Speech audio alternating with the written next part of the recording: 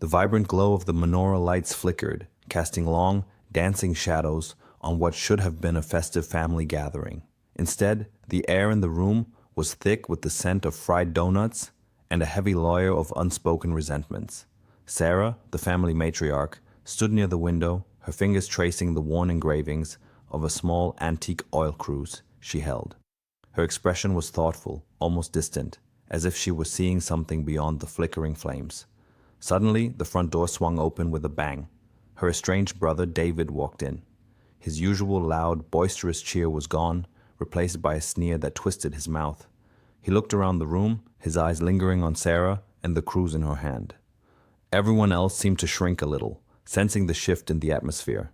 David's voice cut through the quiet hum of conversation, loud enough for everyone to hear. He didn't even try to be subtle. "Still with your ancient trinkets, Sarah? Don't you ever get tired of living in the past? All this devotion to old stories, it's just a naive obsession, a waste of time and money." He took a step closer, his eyes fixed on the cruise. "Honestly, it's embarrassing. We live in the modern world now." He then moved just a little too close, his arm swinging out, and subtly but deliberately knocked the ancient oil cruise from her grasp. It wasn't a violent shove, but it was a calculated act of disrespect, meant to humiliate her. The cruise hit the polished wooden floor with a soft thud. It didn't break, thankfully, but the sound echoed in the sudden silence of the room. It was a clear message to everyone there. David had no respect for Sarah or for their shared history. For a moment, everyone held their breath, expecting Sarah to explode, to yell, to finally let out all the anger she usually kept hidden. But she didn't. Instead of reacting with anger, she simply bent down, slowly and gracefully, retrieved the cruise from the floor, and straightened up. She met David's gaze, her own eyes unnervingly calm, a quiet intensity in them that made David's sneer falter for a second. Her voice, when it came, was barely a whisper, but it carried a chilling finality that silenced the entire room. "You have no idea what you've just done." As if on cue, a sudden, inexplicable draft swept through the room. It wasn't a strong wind, just a quick, cold breath, but it was enough. Several of the menorah candles, which had been burning so brightly just moments before, flickered and then went out, one after another, leaving only a few, still bravely alight. A collective shiver went through the assembled family members. The air grew colder, and the shadows deepened. Some fires, once kindled, burned far beyond their expected time. The remaining lights cast long, dancing shadows on the walls, making the familiar room seem strange and full of secrets. The atmosphere was charged with an unspoken tension, promising deeper revelations that were just beneath the surface. This was not just about a family argument. Something much older, much more significant, had just been disturbed. Before we continue, subscribe to the channel and tell us where you're watching from in the comments. Growing up, I was Sarah, the quiet one, in a bustling, close-knit Jewish community. Our neighborhood was ancient, a maze of narrow streets and old stone buildings in a vibrant Mediterranean city. The air always smelled of baking challah from my grandmother's kitchen, mixed with the salty breeze from the nearby sea and the sweet aroma of spices from the marketplace. It was a place where history wasn't just in books. It lived in the cobblestones beneath our feet, in the stories whispered by the elders, and in every holiday celebration. Life for us revolved around family. Every Friday night, our house would burst with relatives, the clatter of dishes mixing with excited chatter and the deep, resonant prayers of my grandfather. Synagogue holidays were grand affairs, filling the streets with music and laughter, and the marketplace was a hub of life, a place where news was exchanged as readily as goods. From a young age, I was taught the importance of our heritage. It wasn't just about rituals, it was about the stories, the resilience, the unbroken chain of generations. My grandmother especially was a storyteller, her voice weaving tales of our ancestors that made the past feel alive. She always said that remembering where we came from was like having a compass for where we were going. As a young girl, I spent hours poring over old family albums and dusty texts, trying to piece together our past. While other kids dreamed of far-off adventures, my dreams were rooted in preserving our family's legacy. I felt a deep, almost spiritual connection to our history, a sense that I was a guardian of something precious. The stories of Hanukkah especially captivated me. The miracle of the oil, the bravery of the Maccabees. It wasn't just a holiday story, it felt like a blueprint for our survival. I often felt a bit overlooked in my quiet devotion. My ambition wasn't loud or flashy. It was deep and internal, focused on keeping the flame of our traditions alive. My older brother David was different. He was the favored one, the charismatic child who charmed everyone with his quick wit and bright smile. He was always at the center of attention, the one everyone predicted would achieve great things. He was seen as the family's future, destined for success in the modern world. I was the quiet one, the keeper of the past, content to sit and listen to the old stories, to trace the patterns on ancient artifacts like the oil cruise. Our early relationship was a typical sibling dynamic, full of playful rivalry and occasional squabbles. But even then, David had a way of dismissing my interests. He'd call them quaint or sweet, always implying they were a bit childish, not serious pursuits.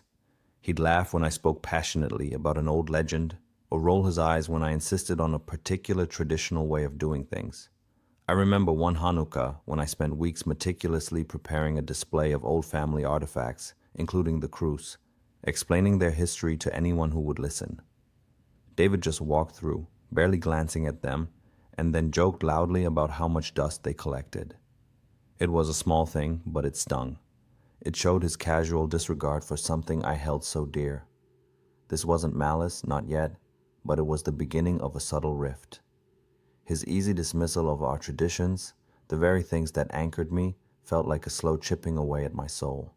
It laid the groundwork for the deep-seated emotional investment I had in our traditions, and how David's casual disrespect for them slowly, almost imperceptibly, started to pull us apart, setting the stage for the conflict that would finally explode years later. The early dismissals, while minor, added up over the years, creating tiny cracks in the foundation of our sibling bond. It wasn't one big fight that tore us apart, but a slow accumulation of moments where David chose his own path, often at the expense of our shared history. He frequently broke promises he made to me about family traditions. I remember one year, I had meticulously planned a special Passover Seder, asking him to lead a specific part, a role he'd always enjoyed. He agreed, enthusiastically even. But then a last-minute business opportunity came up, and he simply called an hour before everyone arrived, saying he couldn't make it. He sent a brief text, something about unavoidable circumstances, leaving me scrambling to find someone else to step in. It felt like a public humiliation, not just for me, but for the tradition itself. These weren't isolated incidents. At family gatherings, especially when extended relatives were present, David would often subtly mock my reverence for ancient customs. He'd frame it as an endearing but ultimately quaint eccentricity, a sweet habit of mine that everyone tolerated. "Oh, Sarah and her old stories," he'd chuckle, ruffling my hair like I was still a child. "She's so good at keeping the past alive, even if it's a bit dusty." The words themselves weren't overtly mean, but the tone, the condescending smile, and the way he'd glance at the other relatives for their shared amusement stung deeply. It chipped away at my confidence, making me feel foolish for holding on to something so sacred to me. He presented it as a quirk, masking his own disinterest and disrespect. There were also instances where David manipulated family situations to his advantage, often at my expense.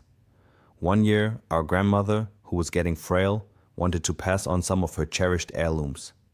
I had always been the one helping her, listening to her stories about each item, documenting their history. I felt a deep connection to them. But when it came time to decide who would receive what, David suddenly became very involved. He convinced our grandmother that certain pieces, particularly those with monetary value, would be safer or better cared for in his more modern, secure home.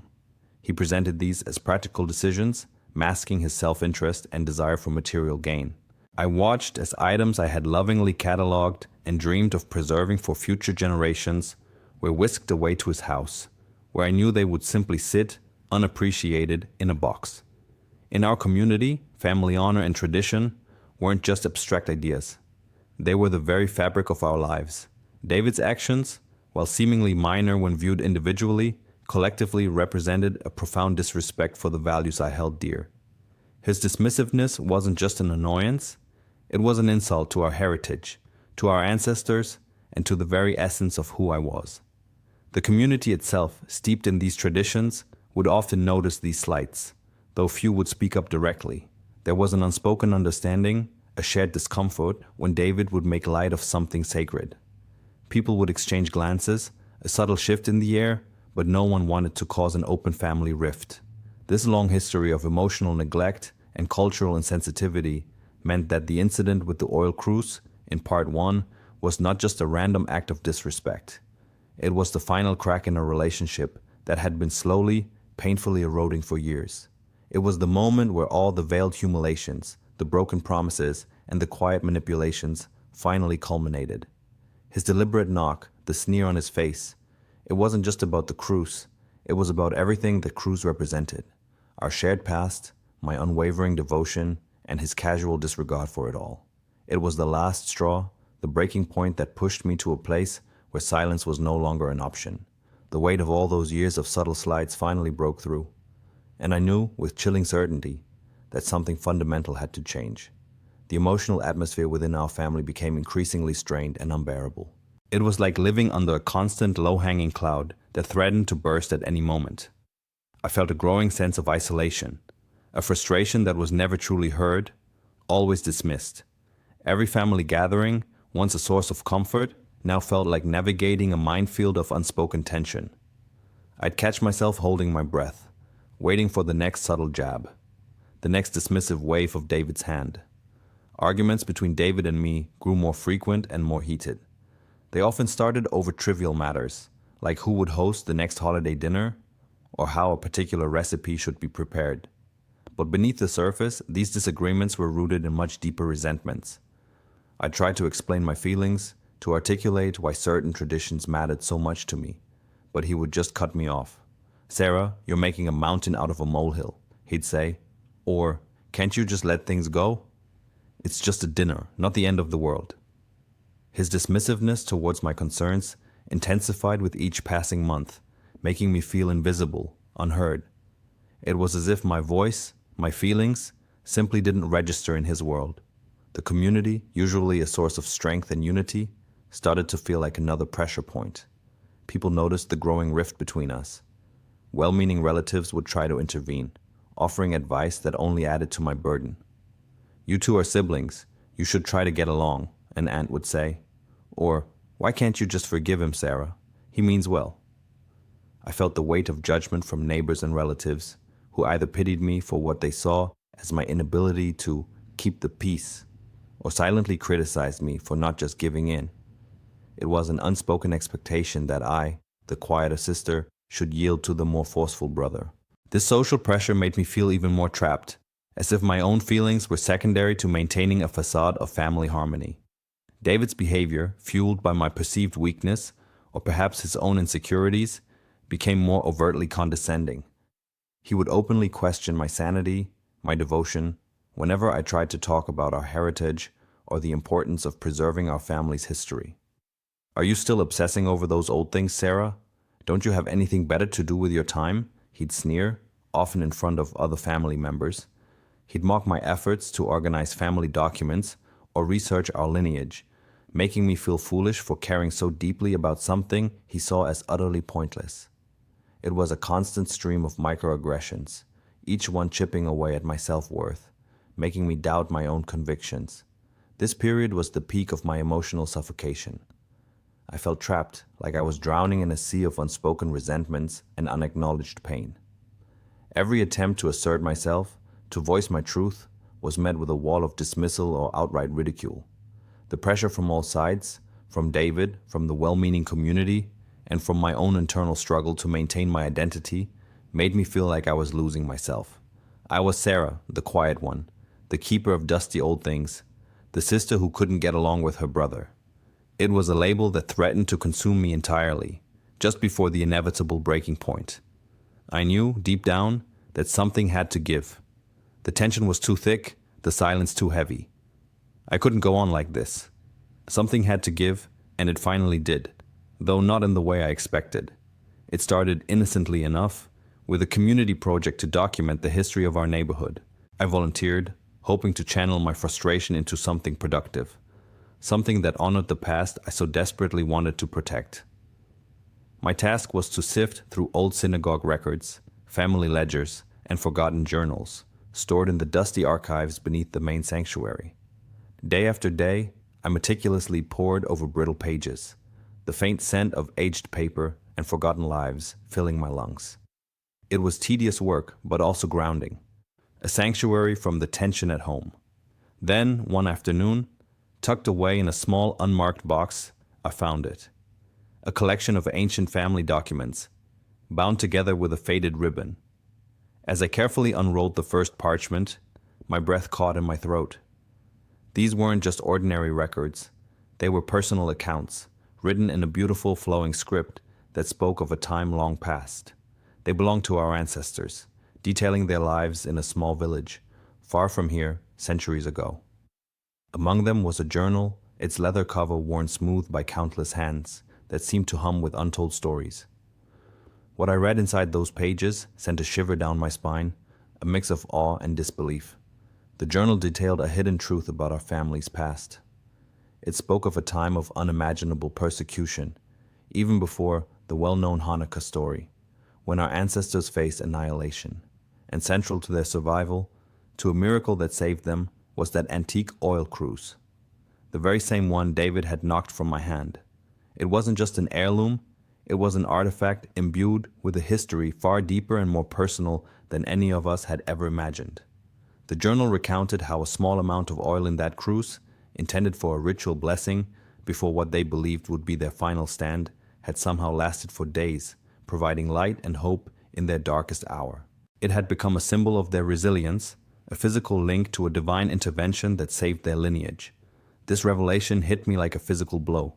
The cruise wasn't just a symbol of tradition, it was the tangible proof of a miracle that allowed our family to survive. And David, in his ignorance and disrespect, had treated it like trash. I felt a surge of anger, but also a profound sense of purpose.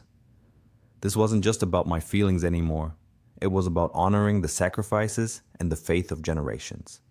David, however, saw it differently. News of my discovery, even before I could fully process it, spread quickly through the community. He must have heard whispers, because his demeanor changed almost overnight. His usual condescension gave way to a desperate fear. He knew instinctively that this discovery threatened his carefully constructed image, his position as the practical and modern face of the family.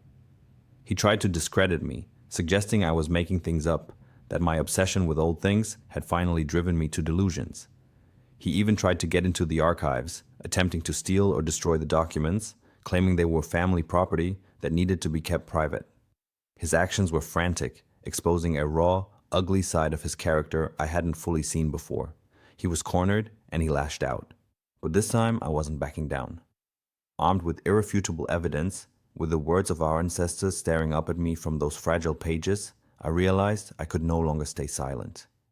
The truth I had uncovered was too important, not just for my family, but for our entire community. A testament to enduring faith and hidden miracles. This revelation provided me with the strength and conviction to act. This moment broke the cycle of suffering and the narrative stagnation that had defined our relationship. My discovery and David's desperate reaction forced a confrontation that could no longer be avoided. It would fundamentally alter the course of our lives and the family's future, for better or worse. The truth, once unearthed, felt like a powerful current, pulling me in different directions. Relief washed over me, a quiet current beneath the surface, knowing that the real story of the cruise, of our family's resilience, was finally out.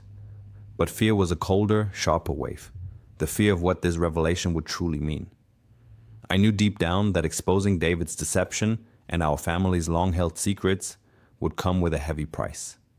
It was a profound sense of responsibility, a weight settling on my shoulders. The revelation immediately created a schism within the community, a visible crack in the facade of unity we had always maintained. My mind became a battlefield. Doubt, a constant whisper, tried to tell me I was making a mistake, that I should have kept the old journals to myself. The fear of public scrutiny, of being judged and misunderstood, gnawed at me. The emotional toll of preparing to lay bare years of hidden truths, of challenging David, my own brother, was immense. Every conversation, every interaction felt charged with an unspoken tension. I questioned my own strength, wondering if I was truly ready for the storm that was brewing. The weight of my decision, the The potential to shatter our family and community felt crushing. But then there were the others. Some community members, particularly the elders, those who truly valued our heritage, rallied around me. They saw the historical significance of my discovery, the profound connection to our past. Their support was a lifeline, a quiet nod of understanding that gave me courage. They listened to the stories from the journals with rapt attention, their eyes reflecting a similar awe to my own. They were the keepers of the old ways, and they recognized truth when they heard it. Others, however, remained skeptical. Some were bound by loyalty to David, their friendships or business dealings tied to his influence. They saw me as a troublemaker, someone disrupting the peace. Then there were those who had always been neutral, sitting on the fence. Now, faced with the undeniable facts, some became staunch allies, their initial hesitation replaced by a firm conviction that the truth must prevail. But others, perhaps sensing a shift in power, revealed themselves as covert antagonists, having quietly benefited from David's connections and now fearing their own loss. The community's response was a reflection of its deepest values. Debates erupted in the synagogue and community centers. Discussions about family honor clashed with the importance of historical truth. Interpretations of religious texts, once seemingly settled, were re-examined in light of the new revelations. It was a time of upheaval, a raw exposure of the different perspectives on truth and tradition that lay beneath our calm surface. For me, the emotional and psychological impact was profound. I felt both empowered, finally standing up for myself and our heritage, and utterly exhausted. The personal cost was high. The family structure, as it was known, was irrevocably broken, but perhaps, I thought, it needed to be broken to be rebuilt on a foundation of honesty. With the truth laid bare, the arduous process of rebuilding began. It wasn't just about me, it was about our collective memory, our shared future. I dedicated myself to sharing the rediscovered history, to making sure the true story of the oil cruise and our ancestors' resilience was known. I spoke in the synagogue, at community gatherings, and to anyone who would listen. The elders, my new allies, helped me organize the documents, translating the delicate Hebrew script, piecing together the forgotten narrative. Slowly, I became a respected guardian of our heritage, not just a quiet keeper of traditions, but an active voice, a storyteller for a new generation. David, on the other hand, faced a different kind of consequence. There were no formal charges, no public trial, but the community's judgment was swift and undeniable. His carefully cultivated image shattered. The whispers followed him everywhere. People avoided his gaze, business partners found excuses to distance themselves, and his once charming demeanor now seemed hollow, manipulative. He was not exiled, but he was ostracized, losing the very respect and connection that had fueled his ego for so long. He was forced to confront the wreckage of his actions, not through external punishment, but through the bitter taste of isolation and irrelevance. It was a quiet, internal reckoning, perhaps more painful than any public shaming. The next Hanukkah celebration was different. The air was still thick with the scent of fried donuts, but this time the tension was gone, replaced by a quiet understanding. I stood before the community, the antique oil cruise placed prominently beside the menorah. Its history, once a secret, was now known and revered. As I lit the first candle, the flame catching and dancing, I felt a connection to generations past, a profound sense of continuity. The community gathered, not in hushed judgment, but in shared understanding and renewed respect for our past, for the courage it took to preserve it. The menorah burned brightly, each flame a symbol of enduring truth and resilience. I looked at the flickering lights, the warm glow reflecting in the eyes of the children, and understood. The journey had been difficult, filled with pain and confrontation. But the truth, once uncovered, had brought a deeper, more meaningful light to our lives, much like the oil that had burned beyond expectation. The secrets behind the oil were not just about a historical event, about a miracle from long ago. They were about the enduring power of truth, the strength of faith, and the quiet courage it takes to uphold them, even when it means challenging those you once held dear. The story ended, not with triumph over an enemy, but with the reaffirmation of our deepest cultural values, illuminating a brighter path forward.